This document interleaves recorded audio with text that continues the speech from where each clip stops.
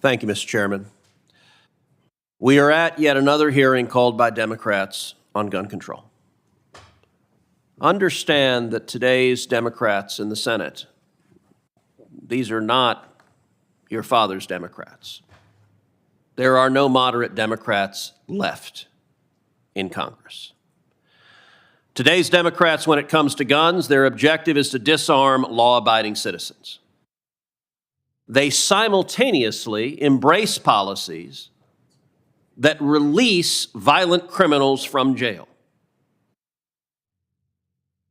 They're not interested in locking up murderers. They're not interested in locking up gangbangers. They're not interested in locking up violent criminals. Instead, they systematically support policies that release violent criminals. By the way, if you are hesitant to believe me when I say this, perhaps you'll believe the mayor of Dallas. The mayor of Dallas, Eric Johnson, who's a friend, he's a lifelong Democrat. He's African-American mayor, elected in Dallas, has been a Democrat his whole life until just recently.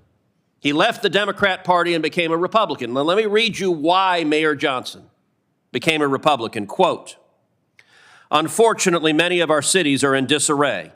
Mayors and other local elected officials have failed to make public safety a priority or to exercise fiscal restraint. Most of these local leaders are proud Democrats who view cities as laboratories for liberalism rather than as havens for opportunity and free enterprise. Too often, local tax dollars are spent on policies that exacerbate homelessness, coddle criminals, and make it harder for ordinary people to make a living. And too many local Democrats insist on virtue signaling, proposing half-baked government programs that aim to solve every single societal ill and on finding new ways to thumb their noses at Republicans at the state and federal level."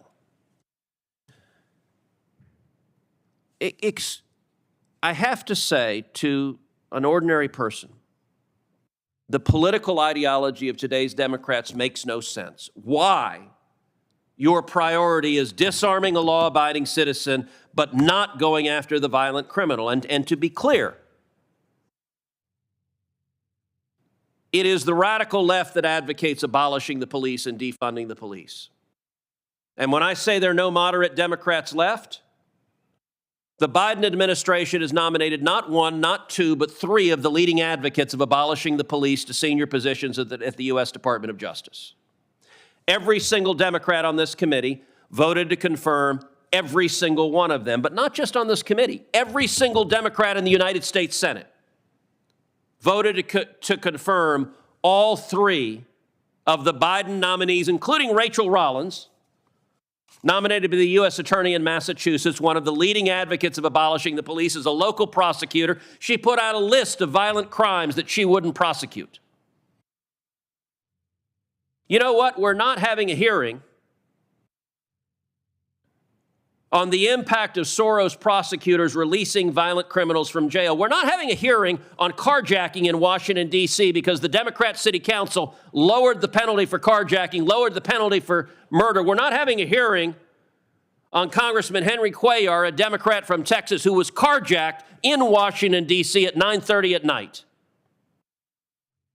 We're also not having a hearing on the Antifa and Black Lives Matter riots across the country, because to Democrats, when stores are being looted, when police cars are being firebombed, when police officers are being murdered, that's not a crisis if they agree with the ideology of the criminals.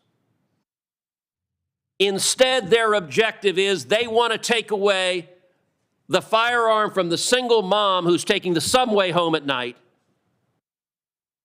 who that is the only prevention she has against the violent criminals that the Democrats are unleashing. And by the way, to give you an underscoring of it, look, we have a mental health crisis in this country.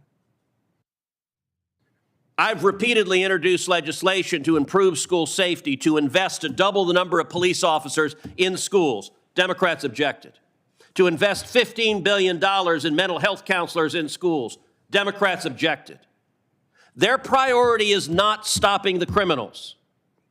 Their priority is disarming law-abiding citizens. And by the way, they call it a public health crisis because they want to put supposed experts in charge of disarming you. The Second Amendment in the Bill of Rights is not a public health crisis. What is a public health crisis is the crime rates that are skyrocketing because Democrats keep letting murderers and violent criminals out of jail. But Dr. Rainey, let me ask you a question in terms of public health. Right now today, what's the leading cause of death for Americans age 18 to 45? I believe that it's opioids. It is drug overdoses. Last year, more than 100,000 Americans died of drug overdoses.